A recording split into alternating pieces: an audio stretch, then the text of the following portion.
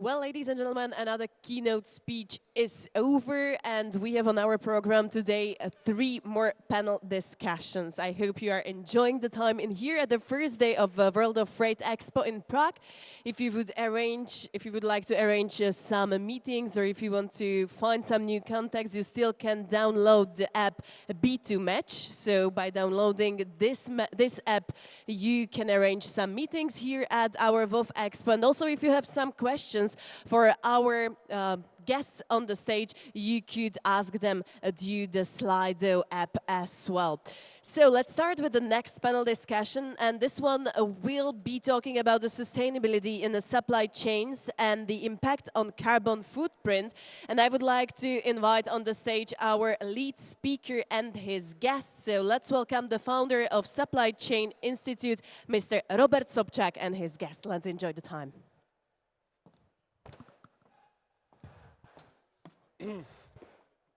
Good afternoon, ladies and gentlemen. Thank you for joining this conference and especially this panel.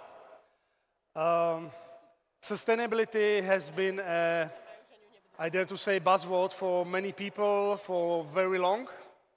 And for most of the companies, sustainability has been something optional, something on top of their real business. And there are various reasons why is that.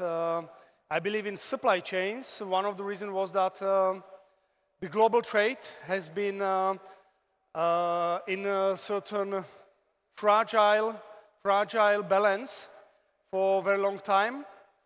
And it's been waiting for some major disruption. And this major disruption, as we all remember very well, came roughly 2.5 years ago with COVID as it broke out.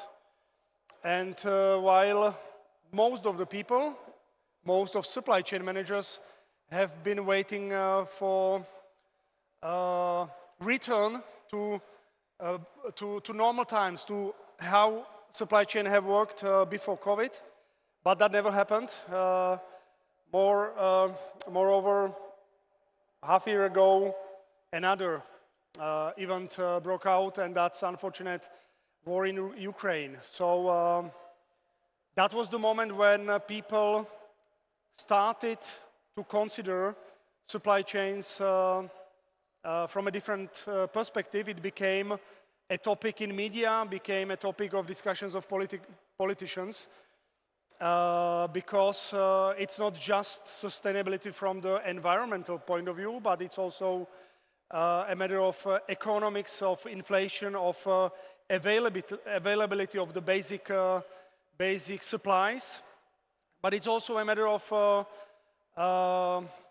energetic safety, dependency on fossil fuels. It's a matter of availability of a workforce. So it can be a lot of things for many companies, and I would like to ask our dear guests to join us here so that we could discuss what it means, supply chain sustainability for their companies. So please, Robert Husar. Hi. Brian. Hello. Hi. Jan Pihar. Hello. Hello, welcome. Dobrý den. Ondra Jašek. Welcome. Ivan Perič. Hello. Hello. Luboš Frank. Hello. Hello. Hello. And Robert Groys. Hello. Welcome. Hey. Thank you. Hello. Hello. Hello. So as I said, sustainability can be a lot of things for companies. So I would like to ask each of the speakers to shortly introduce themselves or their companies, and in fact, what sustainability means for you, for your company. So please, Robert. Okay, so my name is Robert Husar. I work for Bobcat. It's a construction equipment manufacturer. We do supply components all around the world, so we are very much dependent on a supply chain and freight forwarders like you guys. In terms of sustainability, I guess for me it's three elements. One is business sustainability, to continue with business. One is environmental sustainability, which is gaining more traction these days, I would say, and has much more visibility than the other sustainability elements. And the third one is a social or people sustainability. So in terms of business, you got to be able to sustain it financially, you got to sustain it environmentally, and you got to sustain it with the people, my perspective. We'll come to questions later, so Jan, please. So, good afternoon. My name is Jan Pihar. So I'm representing Daxer. Daxer is a worldwide service provider in logistics. So we are operating in road, air, and sea freight. Our size of company, we are a German company based in Germany, but well, operating worldwide. The turnover is about 7 billion euros annual, and we employ more than 30,000 employees. And for what sustainability means for us is at first the process efficiency, and the second is the carbon footprint, and of course the impact of the social environment. Maybe later on we can also come more in detail how we measure carbon footprint, for example, and what exactly we do for process efficiency, because this is not only digitization, it doesn't mean only the paperless logistics, but many things which needs to be taken in account and in consideration. And I hope your questions and maybe our discussions will lead to this topic later. Thank you. Ondro. Yes, good afternoon, ladies and gentlemen. Thanks for invitation to this discussion. My name is Ondřej Jašek. I'm sales representative of DB Cargo, member of DB Group, Deutsche Bahn. I'm responsible for railway transport of goods, and what is for us sustainability. Of course, we as railway carrier, our transports are more or less from 80% done by electric locomotions. That means we are and we want to be a pioneer of sustainable transport, and with the sustainable transport and our transport solutions to contribute and help support our customers, final customers or forwarding companies to reduce their CO2 footprint. And of course also we are looking for not only to use electricity, because you know that railway transport is possible to done with electric traction only on main rail tracks. On the side railway tracks you need to use independent engine. That means also in this direction we are looking for alternative solutions like hydrogen or accumulators, locomotions. That means this is our sustainability, and all the time you can have 2 points of view. What you can as company internally influence, that means to use environmental friendly engines for your locomotions, and with your solutions, this is second point of view in whole chain to support your customers to reduce the CO2 footprint. And at the end of the day, of course, the final customer, they are all of us as consumers, yeah? And due to the fact that we try to be a pioneer, also a little bit educates all of us to use only products which are delivered by sustainable transport mode. But there is, as usual, the devil is hidden in the detail, and this detail is, of course, every pleasure has something cost. Yeah? That means this education is not only about how we can reduce, but also how the final customers are able to pay the additional cost for something what is green, because what is green is almost not cheaper. Yeah? That means for introduction, it's everything what I want to say. Ivan, thank you, Ondro. It's yours. Thank you very much. My name is Ivan Peric. I'm a representative of Luka Koper for Slovakia and Czech markets. Maybe I would continue with where you stopped. So we as a port, so our basic what we do handling and storing of cargo. One segment is what we as a port can do to reduce the CO2. In this respect, let's say it's the first step. What we are doing is measuring on different locations in the port the CO2 and looking for solutions how to improve it. On the second hand, it's promoting the closest way to the end customers, which is helping on the whole logistic chain, in which we are just one part of it. And here it's, of course, the greenest with the railway, where we are trying to develop the network and helping everyone to achieve the goals, especially for the distances which are further away and more logical to use railway as the trucks. Thank you, Luboš. Good afternoon.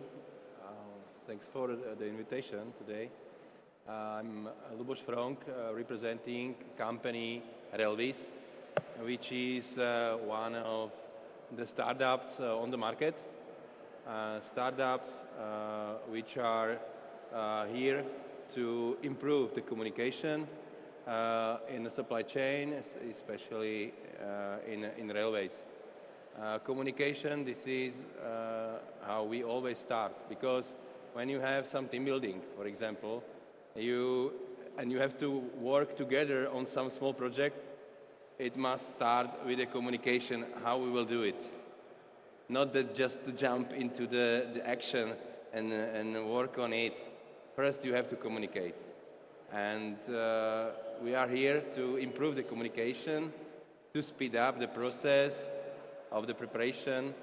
So Relvis is a platform where you can find resources which you need for your business, or you can share resources which you don't actually need for your current business. So this is maybe I'm here to improve the communication. Thank you, Robert. Good afternoon from my side. My name is Robert Kreuz. I'm responsible in Metrans Group for business development. And in business development, there is also one of my projects is in carbon-free transport. We established a product named Halo Pure, where we make complete emission-free transport. Thank you very much. I'm very pleased that we have managed to put together on one stage people from quite different companies, not only different in a sense of how they work, but from different parts of the supply chains, because supply chains are quite complex things, and often once you get your iPhone or TV or whatever you buy, it may travel thousands of kilometers worldwide, back and forth.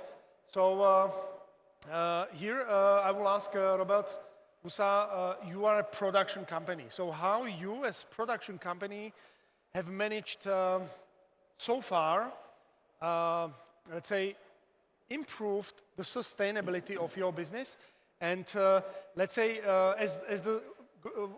as the saying goes, we should enjoy the little things. Let's try to honestly assess how successful you were so far, and what do you think you have really achieved? How you could inspire other companies, production companies as yours? Yeah, so from production perspective, obviously, if you look at our company, let's say 20 years ago, we were very North American based. All the products were produced in the middle of the US and shipped worldwide. That was very time consuming. Products were designed by the local engineers for the local market, and then we just try to promote them in different regions. Over the last 15, 20 years, we've set up a manufacturing facility in France, Czech Republic, Asia, in Korea, as well as in China. So just from this perspective, we are building, sourcing, designing locally for the local market the products. So if I may ask, how successful you were in this? Did you, let's say, really shifted production or supply base significantly closer to your customers in the past? Have you some good examples?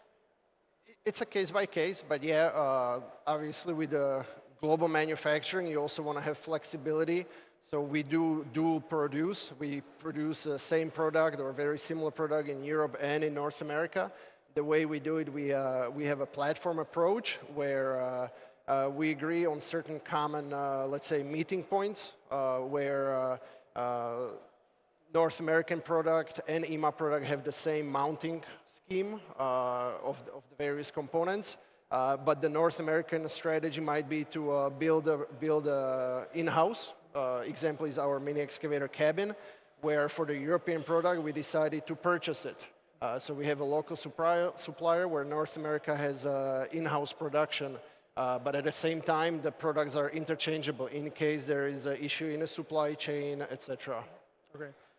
Jan, you are a good example of a large transportation company, which typically uses a lot of subcontractors. So how do you manage your end-to-end supply chain, end-to-end supply base in order to become more sustainable? And how successful you are in this? I think it is really a difficult question, finally, because it really depends on the mix and distance and of every shipment really goes to. We started really to measure, and since many years we are able to measure the carbon footprint for every single shipment. And this is the base where we can start. Just for your, and maybe just to say what we have three different Green Deal respects Scope 1, Scope 2, which is the direct impact which you can do with your employees, with your company cars, with your buildings, or with the energy you purchase. And all of these things we are able now to contribute back to the economy with zero impact in the end, maybe 2030, something like about this. But this is only the scope of 1 or 2. Yeah? And this represents of about 3.5% of our total carbon footprint, which DAX, including their customers and subcontractors, really puts every year into the world. We produce around about 4 million tons of CO2 every year. All the shipments, and only 3% we are able to impact directly with our facilities, our company cars, with our employees, with our lighting and energy consumption. All the rest is on our subcontractors and how we need to manage really the whole supply chain. So maybe 45% is produced by roads, maybe 17% is produced on the sea, but 33% is produced in air. But in tonnage, because we usually everything measure based on kilogram transported and produced by CO2, is representing in tonnage only 10%, but produces 30% of CO2.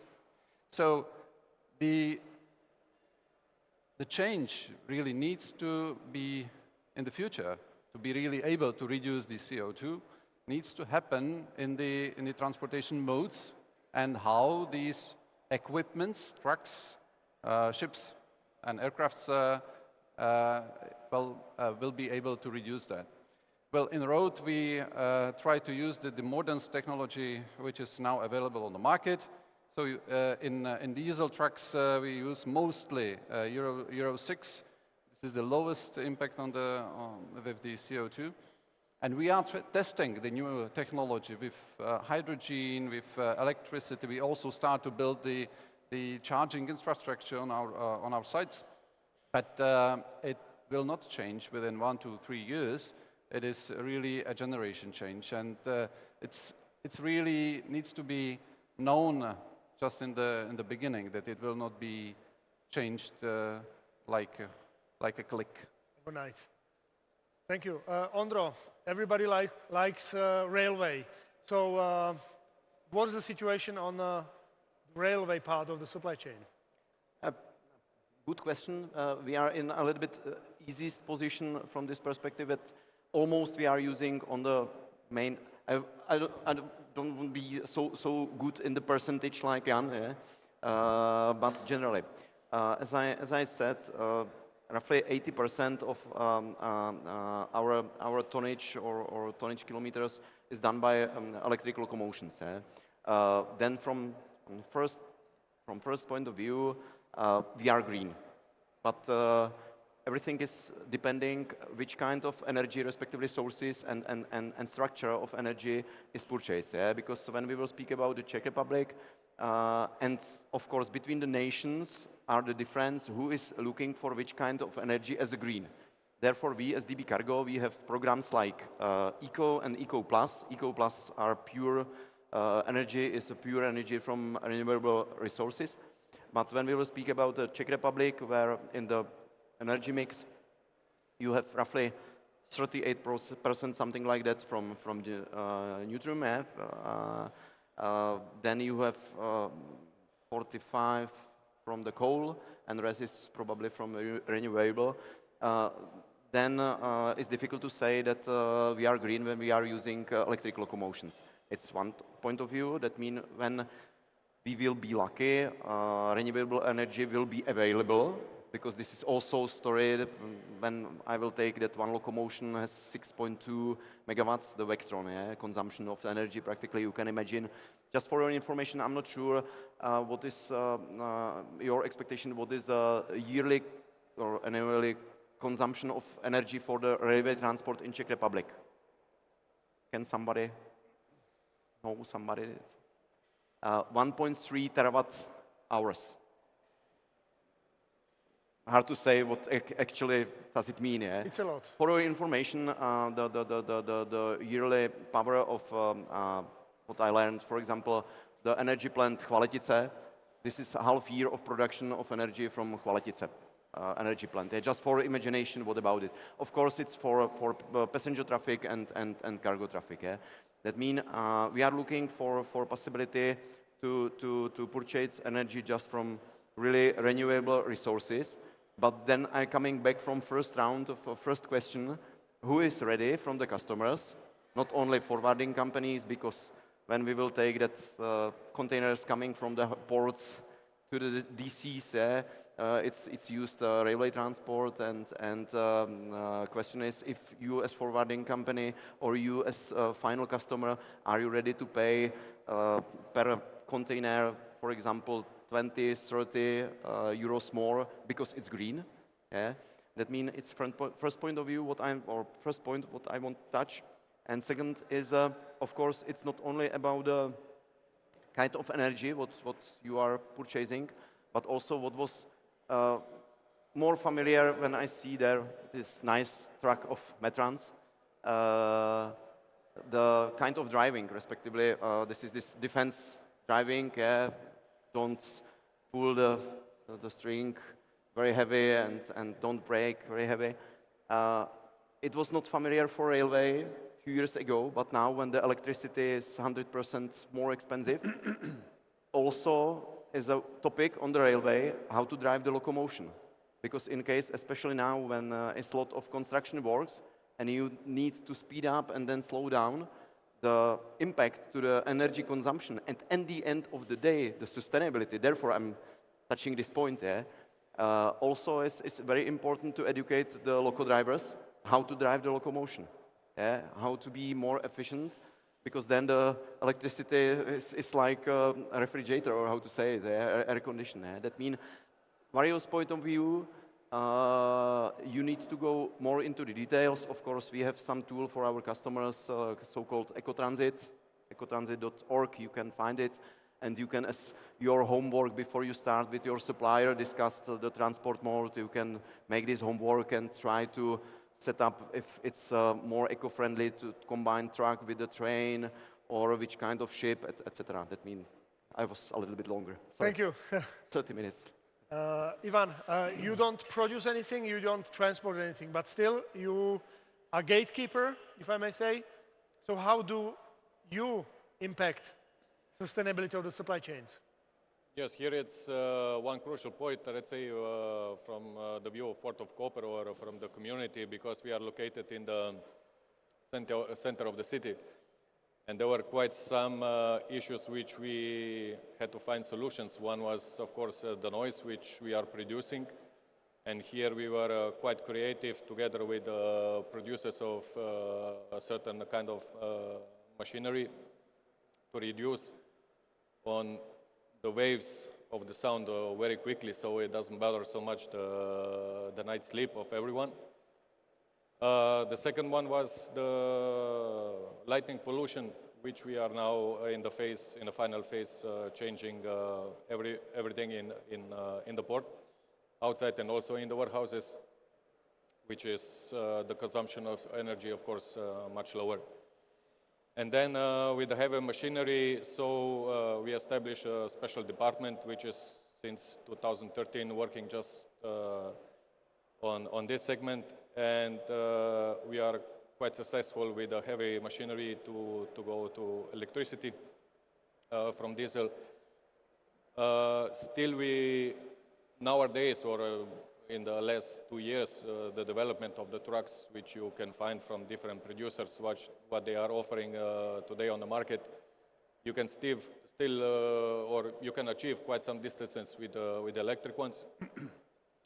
But we didn't find yet, let's say, appropriate solution for the trucks which we are using on terminals, especially if the trucks are running 24 hours. So still, how to charge them, it's a question mark. And the biggest challenge what we have at the moment is how to plug the vessels which are arriving for the time being when they are staying in the port for to the electricity.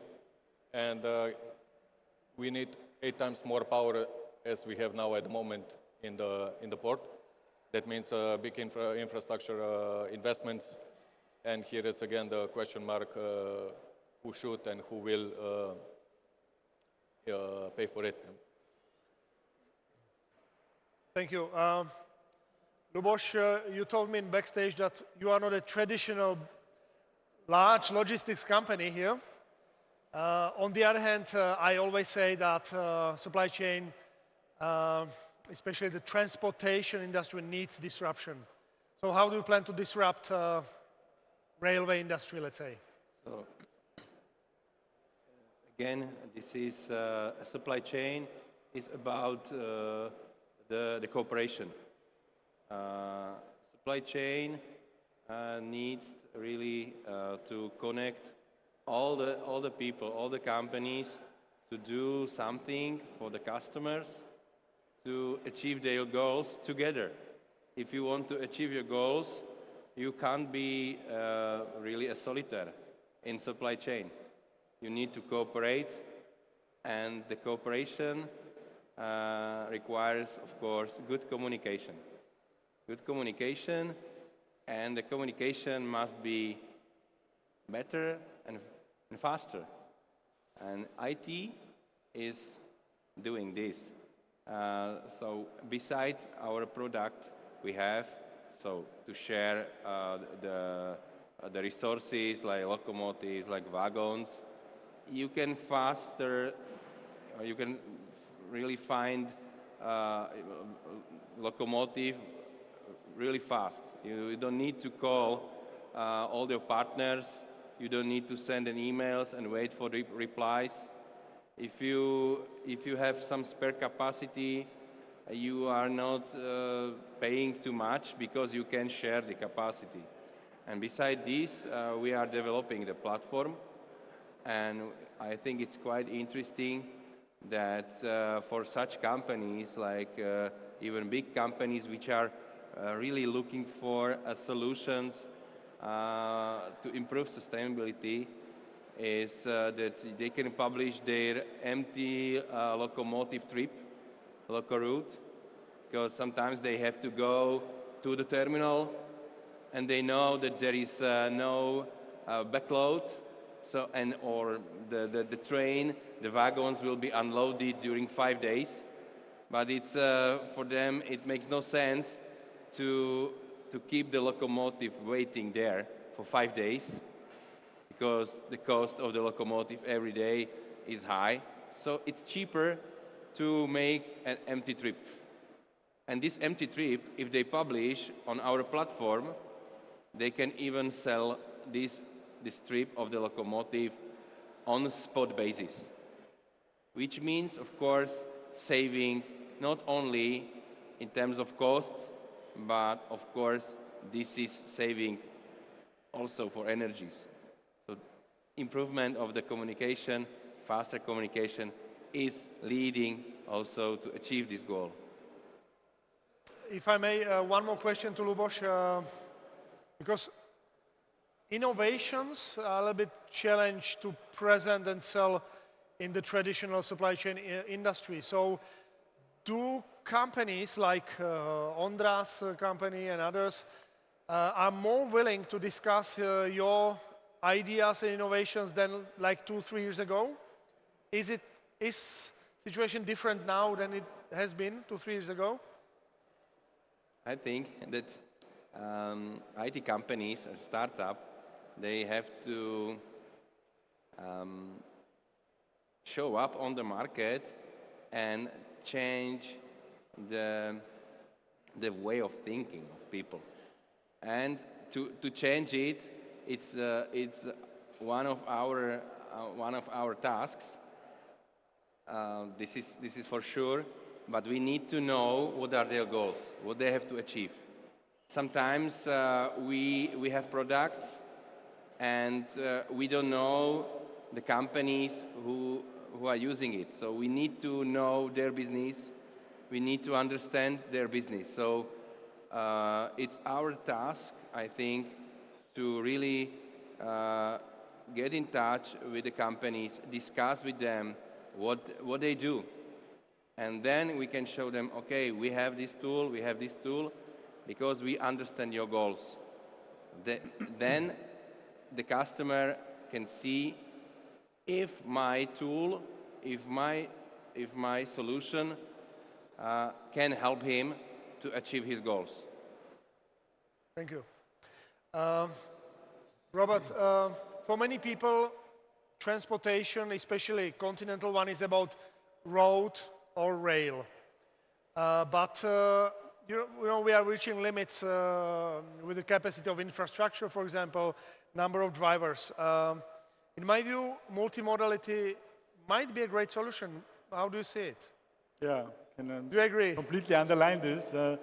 Metrans is doing container trains from the seaports to the hinterland, to Czech Republic, Slovakia, Hungary, Austria, Germany, Poland, and some other countries. Around 600 trains a week.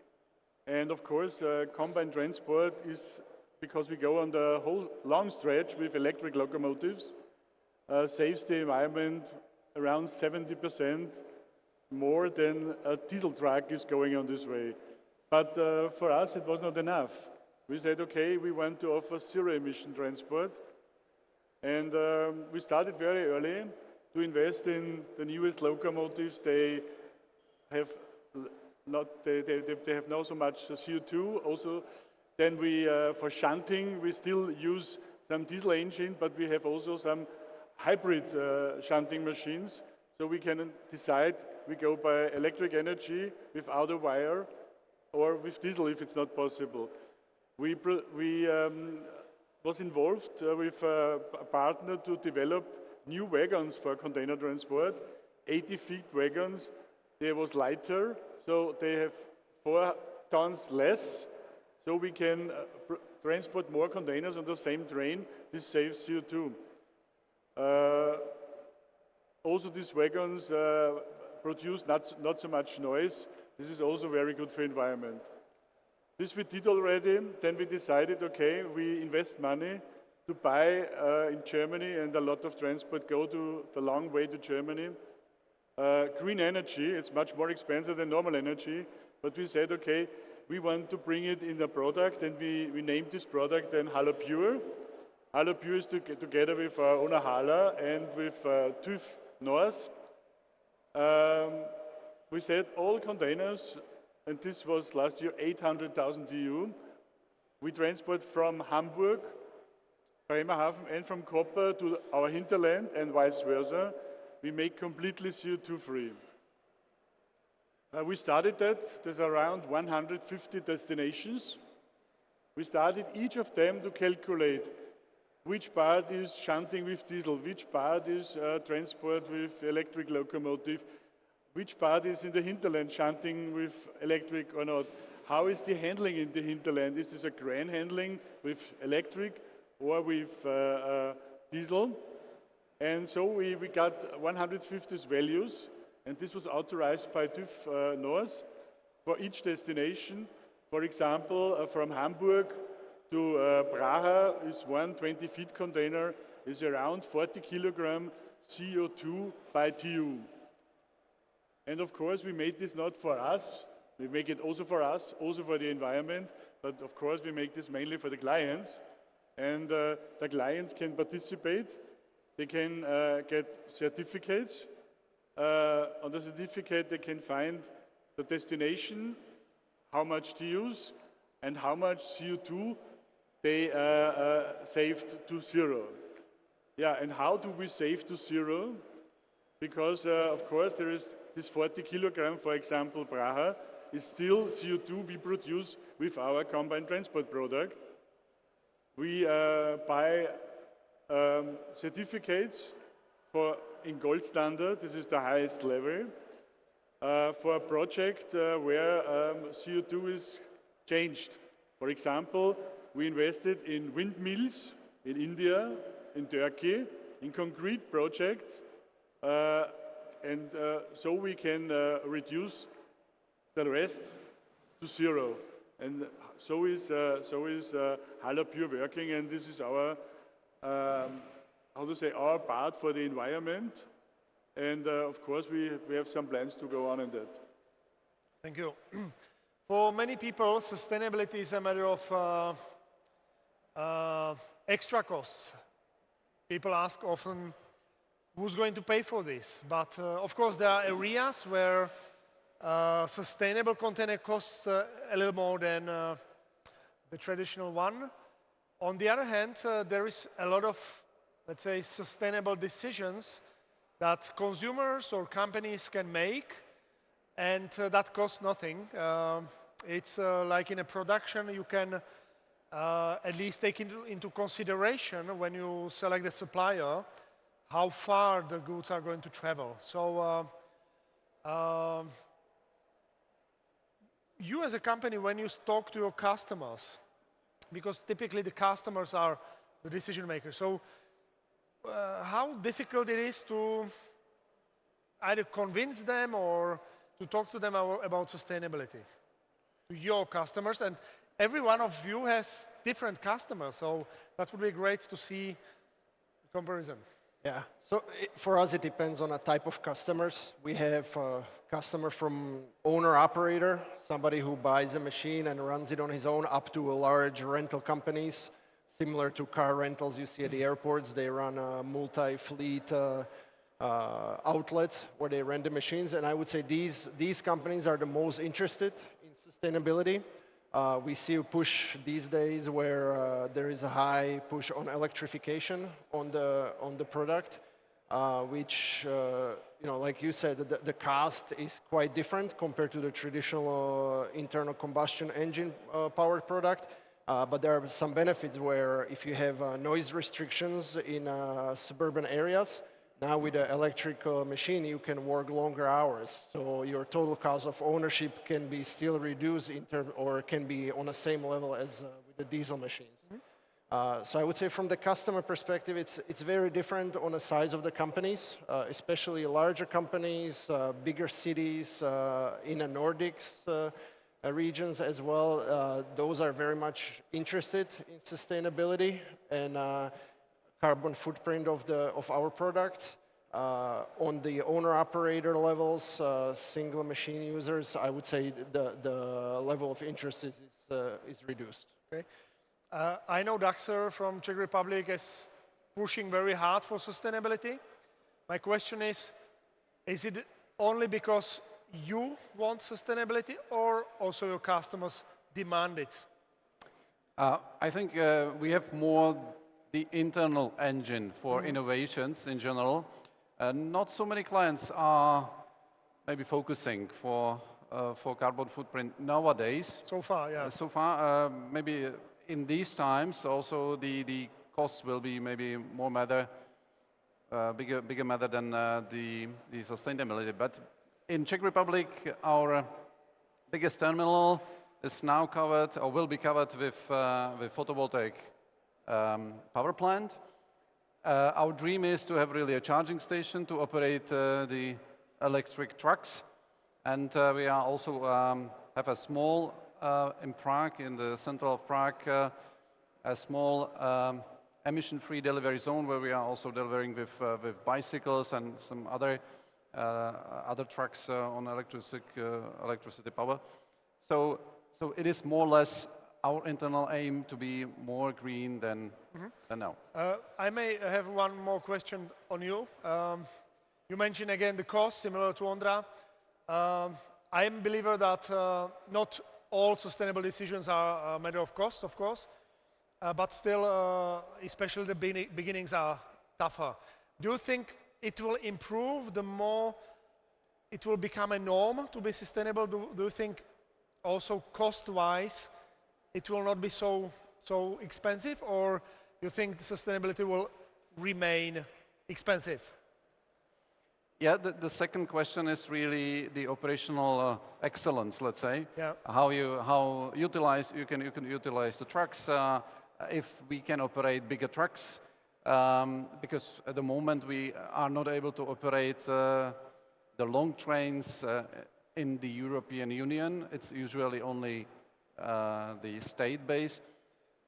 With all of these facts, it might be closer to zero, but it shows that all of these new things, new technologies, are more expensive.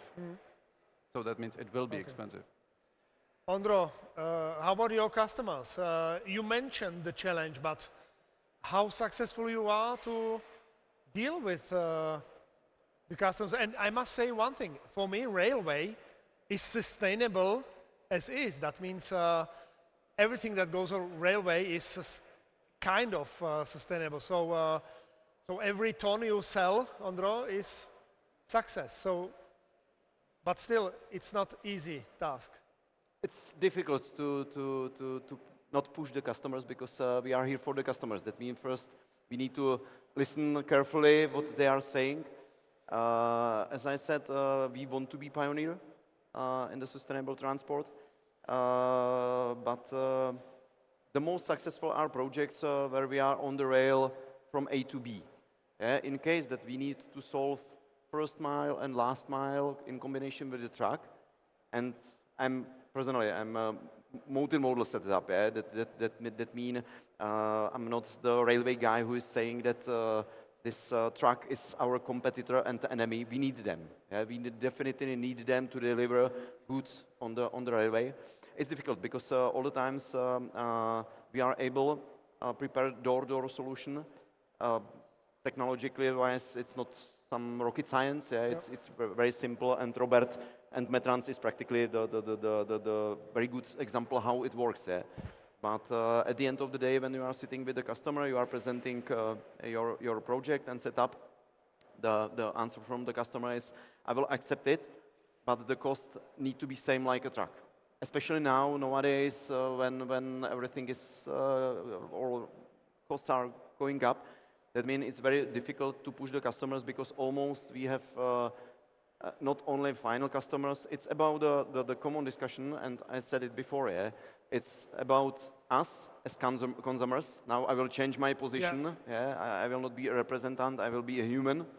And all of us need to push our suppliers, our Tesco's and another stores everywhere, to find the solutions. That means it's something between the mills, and it's very difficult, but it's good to show the examples what we are producing emissions, how we can optimize the traffic flows in logistics warehouses, in the distributions. That means also here we are just a small part of supply chain as a railway carrier. We need to cooperate with companies like Daxter or with the ports. Yeah? And in my opinion, this discussion and contribution of all of us is just showing how wide is this topic. It's not possible to simplify it to one small thing. Okay. Thank you. We are nearing to the end, so very shortly, Ivan, your customers, do you somehow demand certain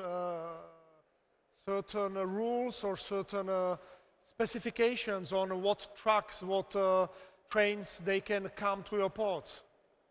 Do you influence them somehow? Yes, we influence them or they influence us. It's now we have different kind of customers. So on one side we have shipping lines, ship owners, which are pressing, let's say, when the infrastructure will be ready for to plug in for the electricity.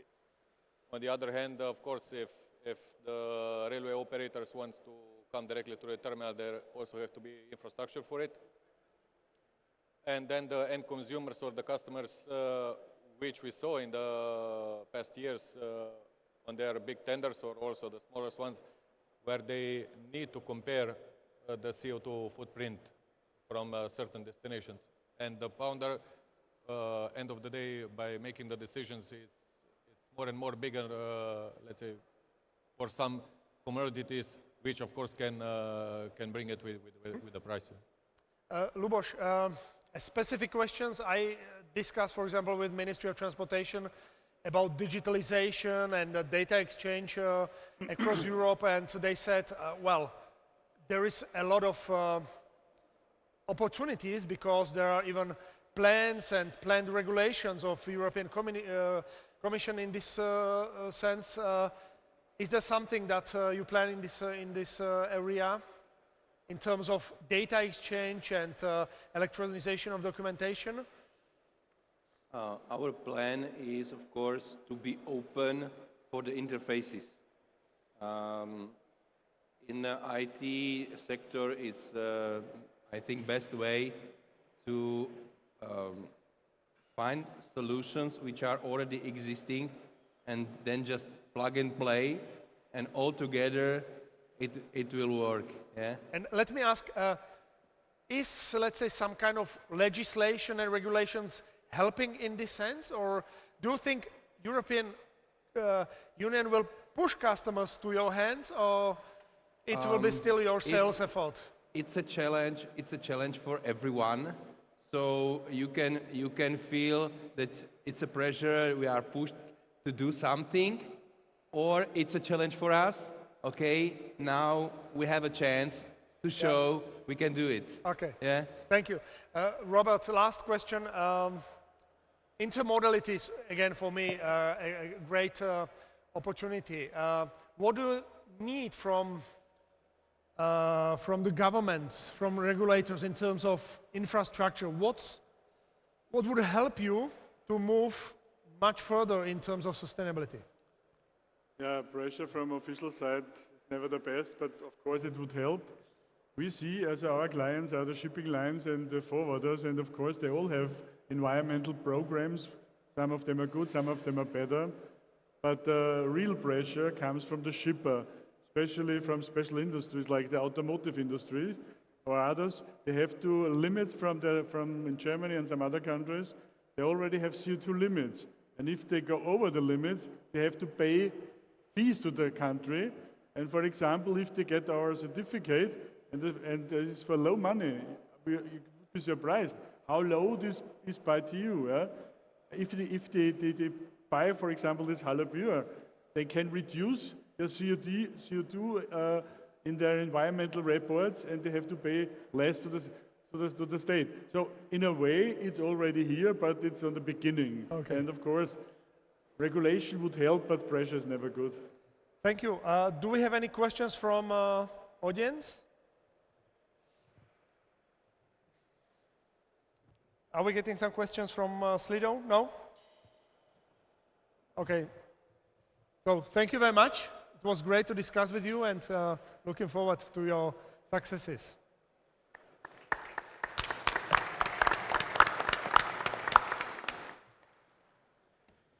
I was all the time.